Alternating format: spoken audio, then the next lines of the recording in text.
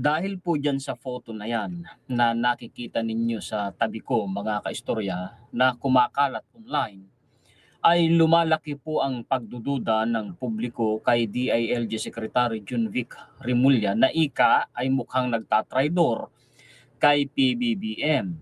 Dahil nga mga kaistorya, alam naman ng lahat na sinisilbihan po ng arrest warrant mula sa ICC si Senator Bato de la Rosa doon sa Senado nung nangyari ang putukan, ay binisita po ni Secretary Junvic Rimulya mismo si Senator Bato de la Rosa, at matapos nga ang gabing iyon mga kaistorya, kinaumagahan ay nabalita na nakatakas na si Senator Bato.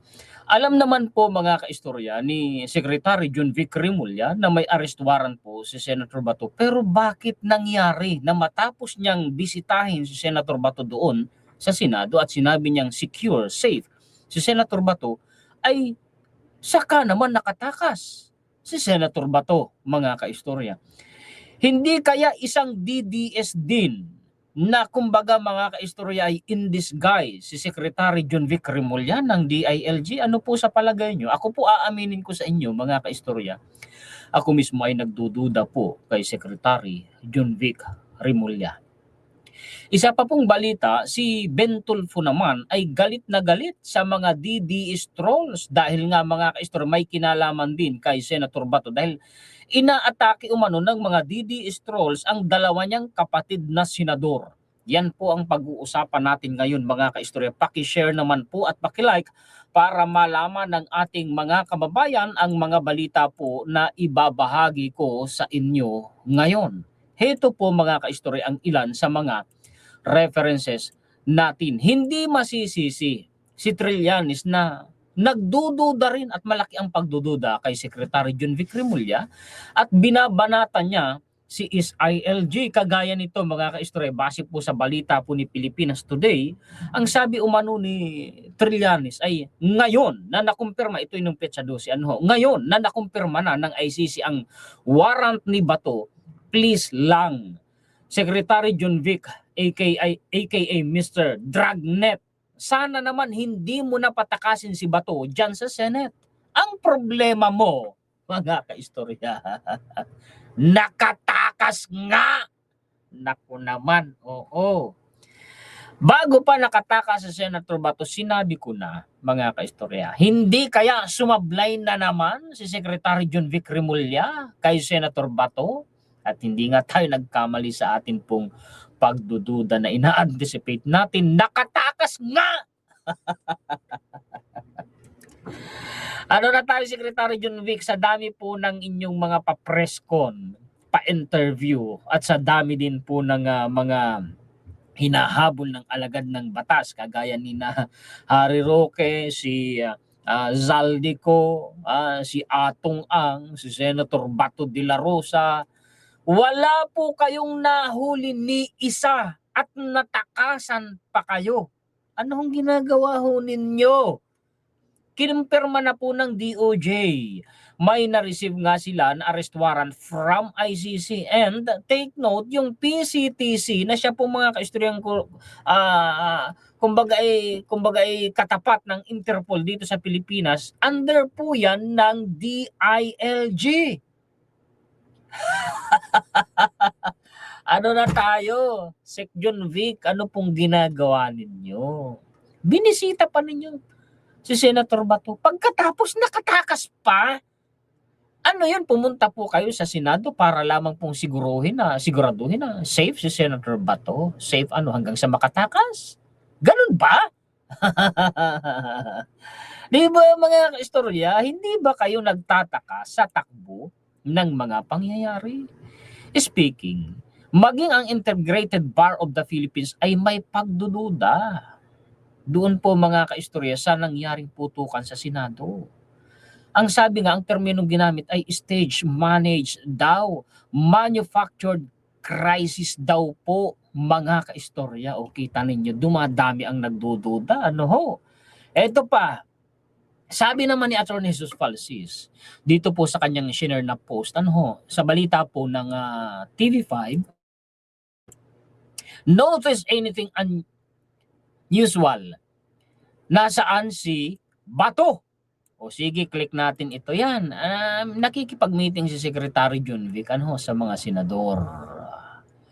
Andyan si SP Alan Cayetano.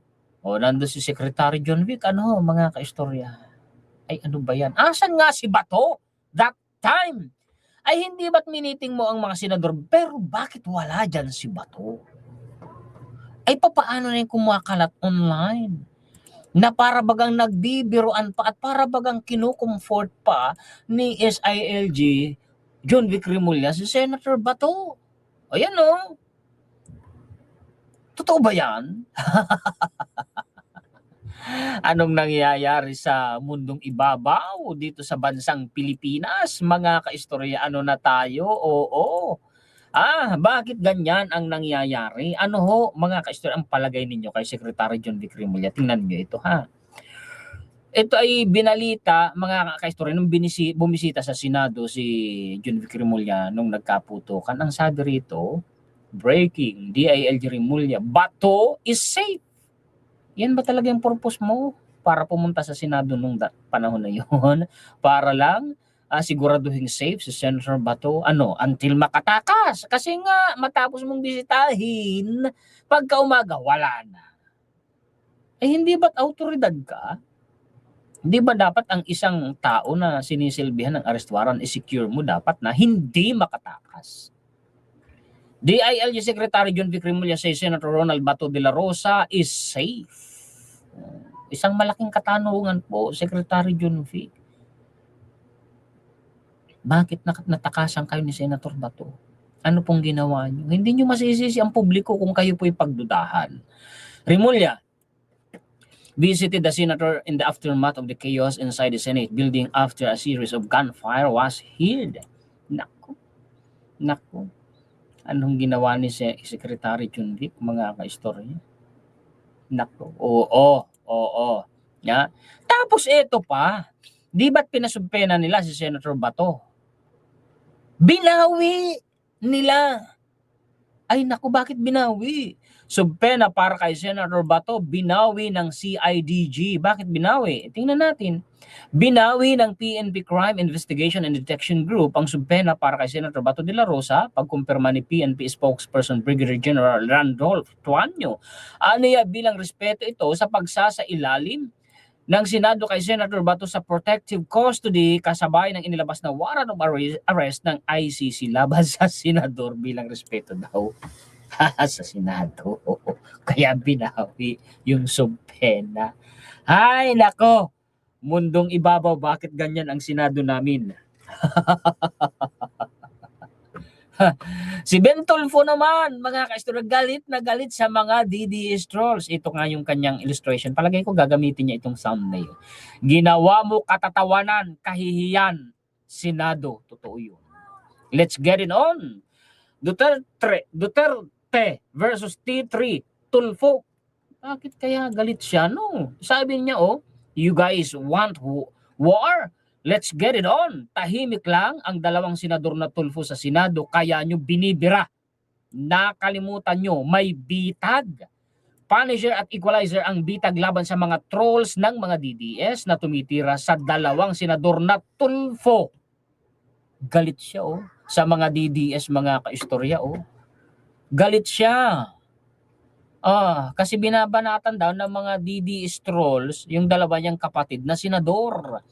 Panoorin sa Bitag Official ngayong alas 9 ng gabi ang buwelta ni Bitag sa mga DDS trolls na binabanatan ang tahimik na dalawang senador na Tulfo sa Senado. Ito po nung May 13 ito. Puntahan nyo mga kaistorya yung sinasabi niya. Panoorin po ninyo.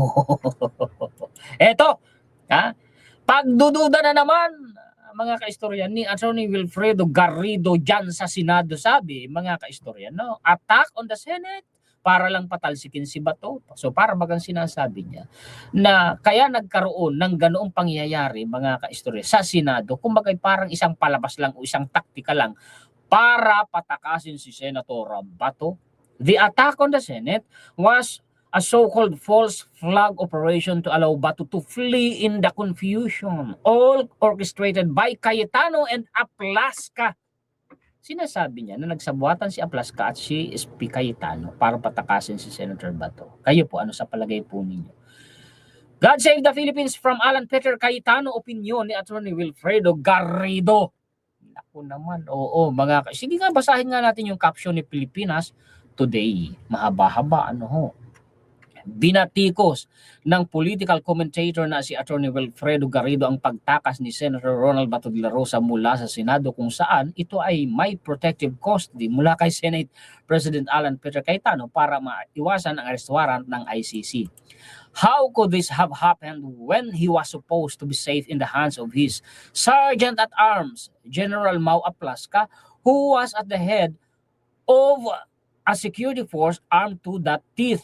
Ganon, Cayetano has some explaining to do. Oo, binigyan na niya protective custody, meaning pananagutan niya sa Senator Bato. Yeah, ganon po yun. We can now say that he let Bato go after his usefulness has ended, having cast the crucial vote to enable him to wrest the Senate presidency from Tito Soto. Yun na nga yun, inamin naman ni Senator Bato eh. Tinanong siya ng media na isa sa dahilan kaya siya lumitaw ay para sa boto, para patalsikin si SP Soto, para palitan ni Cayetano. So matapos nga mga kaistorya, nagtagumpay sila, ayun na, tumakas na. Wala na, nagampanan na ni Bato yung role niya. Diba?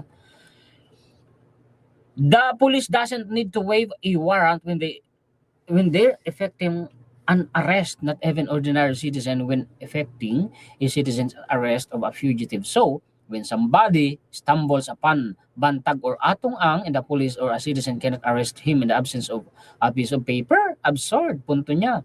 Tinukoy ang mga matagal ng wanted sa batas na sina dating bureau. Totoo yun. May punto siya, mga kaistorya. Ito pa, sa IBP naman. IBP experts warn versus stage crisis route is selfish political gain. Ganon? Bakit kaya ganon ang sabi ng IBP? Basahin natin dito. Tingnan ninyo ha. Pansinin ninyo yung mga terminologies na binibitiwan nila. Suspicions, the high drama in the Senate. Tingnan ninyo, high drama daw po in the Senate where stage managed. Kita ninyo, mga kaistorya. Particularly in the run-up to the impeachment trial of Vice President Sara Duterte, have grown stronger, with the Integrated Bar of the Philippines on Friday expressing grave concern over a manufactured crisis.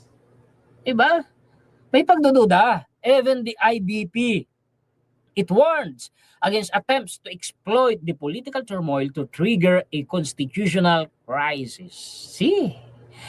We caution against any forces exploiting this chaos to manufacture a crisis or provoke a constitutional breakdown for selfish political gain. The Organization of All Lawyers in the Philippines indicated. Alam niyo, maging ang IBP, maging ang mga deans sa mga universidad, mga law deans sa mga universidad sa Pilipinas, binabakbakan din ni Cayetano kasi nga binabakbakan siya Di niya ba nararamdaman? Dumadami na yung nagdududa at bumabati ko sa kanya. Mga eksperto pat mga abogado, di pa siya natitigatig. Di ba?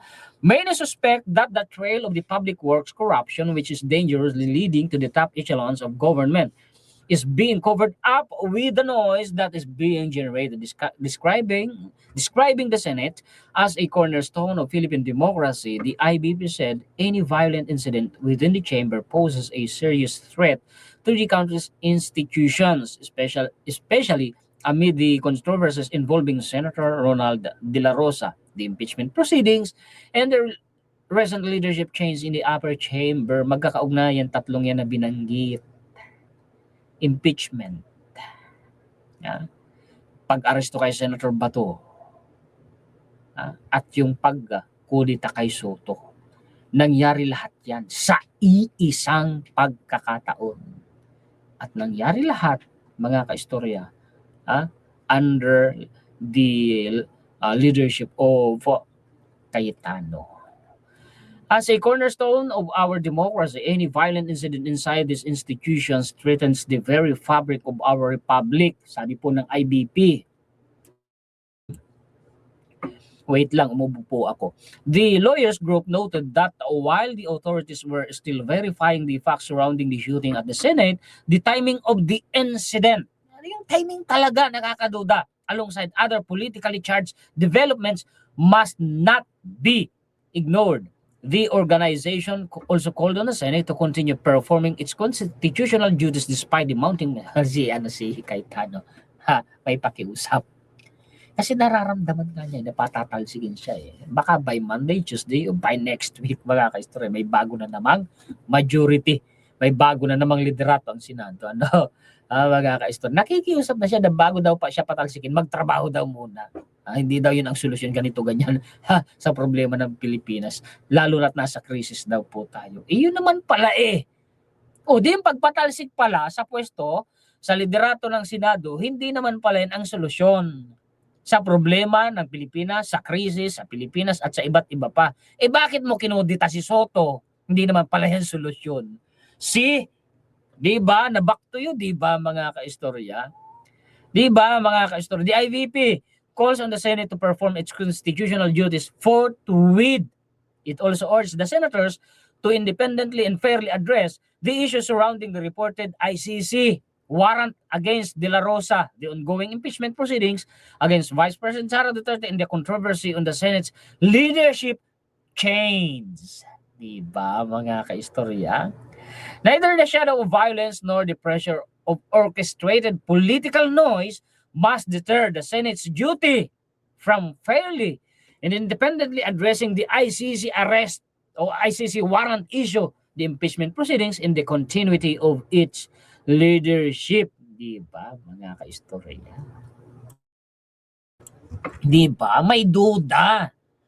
May duda po sa Senado. At nagduda sila nang si SP Alan Peter Cayetano ang naging Senate President. Sabi naman mga kaistorya ng dating law din na si Attorney Mel Santamaria, inurge niya ang Supreme Court to exercise caution and avoid being influenced by the unfolding events. So on and so forth. Kasi may ipapakita pa.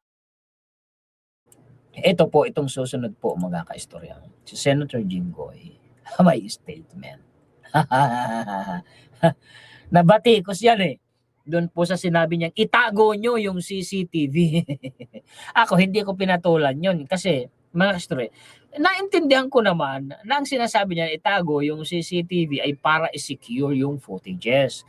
Malamang gagamiting ebidensya. Malamang na-anticipate nila na yun po mga kaistorya ay gagamitin sa investigasyon. Kaso nga, may mga iba naman yung ibinigay na pakahulugan. Ako naman, hindi ako ganon. Kasi nga ang paninindigan ko mga kaistorya, dun lang ako sa tama at sa totoo. Hindi ko kayang iligaw ang isipan ng mga manonood ko. So ito po yung sabi ni Senator Jinggoy. Kung walang malinaw na direktiba mula sa pinakamataas na antas ng pamahalaan, saan kumukuha ng lakas ng loob ang ilang operatiba ng NBI upang paulit-ulit na lapastangan ng Senado, isang co-equal branch of government, at baliwalain ang umiiral na mga proseso? Two things ang sagot ko dyan mga kaistorya. Sablay dyan ha, sa Senator Jinggoy. Una, hindi kayo nilapastangan. Kaya nagkaputukan ang may kasalanan ang Sergeant at Arms. Unang nagpaputok, 27 putok mula sa Sergeant at Arms.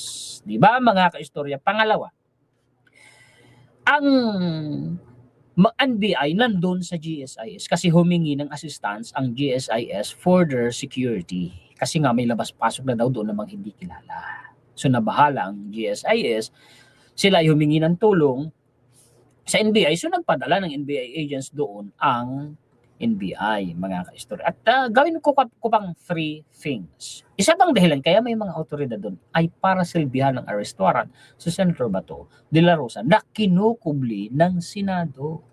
Diba, mga kaistorya? Kung mahina-hina ang loob mo, madali kang madadala sa mga sinasabi. Mapapaniwala ka eh.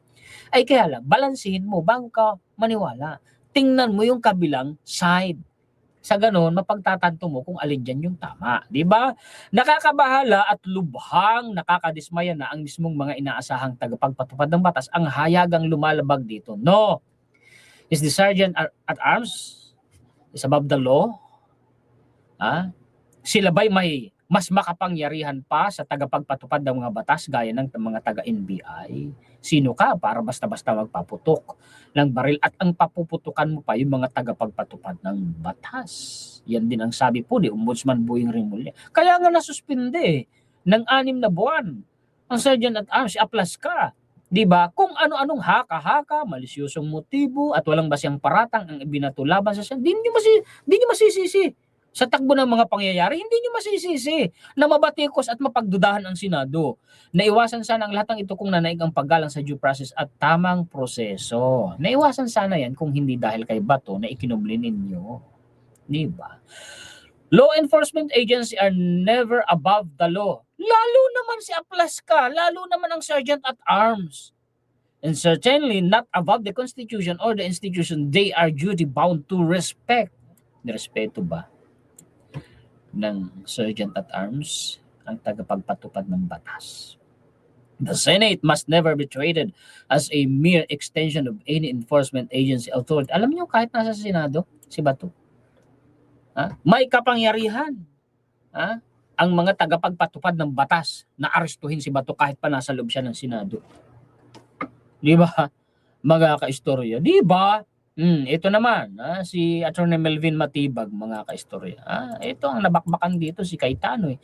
Kapag sinabing under custody mo, ibig sabihin ikaw ang responsable na ilabas yung tao kapag hiningi sa'yo.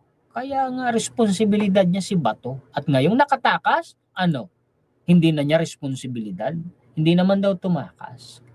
Karapatan daw umalis kasi wala naman daw warrant. May warrant nga Nanindigan si NBI Director Melvin Matibag na responsibilidad ng Senado sa ilalim ng liderato ni SP Alan Petre Cayetano si Senator Ronald Bato de la Rosa dahil under protective custody nila. True! Gayunman, hinayaan lang ng Senado na tumakas si de la Rosa. Wanted ng ICC madaling araw ng 2:30 daw. Isinakay daw at ipinagmaniho ni Senator Robin Padilla. Ayun na tayo. Di ba? Mga kaistorya. Sabi naman po ni Senator Raffy Tulfo, pahayag ni Senator Raffy Tulfo ukol sa insidente sa Senado. Nakakalungkot na maraming mahalagang panukalang batas ang nakahanda na para sa sponsorship. Ngunit patuloy ang nanadidelay dahil sa kaguluhan sa Senado. Sisihin nyo si Cayetano. Di mangyayari yan kung hindi dahil nagkodita si Cayetano. Totoo naman, itanggi man o hindi, kahit anong gandang paliwanag nila, ay totoo naman na nagkagulo-gulo sa Senado, nagkadelay-delay ang trabaho nyo dahil sa kagagawa ni Cayetano. Alam niyo, sa sobrang galing nga magpaliwanag ni Cayetano, sabi ko kaninang madaling araw, nag-live ako mga bandang 12:00 pasado. Sa sobrang gandang magpaliwanag kako ni Cayetano, hindi ko na maramdaman yung sinseridad sa sinasabi niya. Kasi para kakong nambobola na lang, nangungumbinsi. Kaya pag si Cayetano ang nagpapaliwanag, hindi ko kayang maniwala. Lalo na nagbabasa ng mga verses sa nako, imagine, politiko. Di pa. Dapat magkaroon ng isang transparent na investigasyon sa mga nangyari. Dapat lang at sinasagawa na yun ng ombudsman. At lumabas ang katotohanan upang bumalik na sa normal at upang bumalik na rin ang tiwala ng publiko sa Senado. Dapat ilabas ang totoo.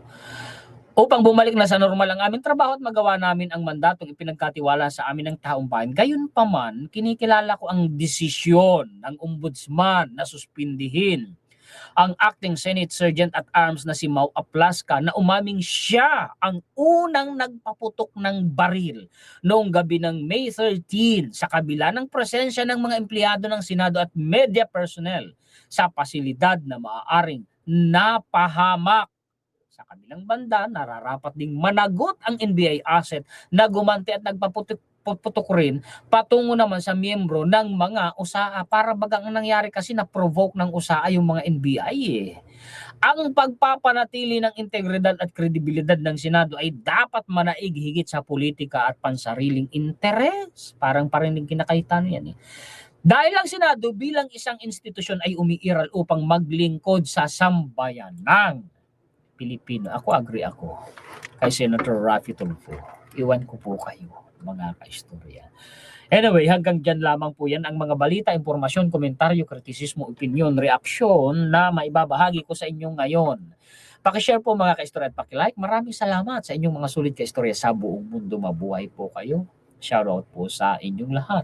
At maraming salamat higit kanino man sa ating pong Panginoon. Muli ako po si Juan Historiador, ang tagakwento ng totoong istorya ng kasaysayan na nagmamalasakit sa kapwa ko Pilipino at nagmamahal sa bayang itong bansang Pilipinas.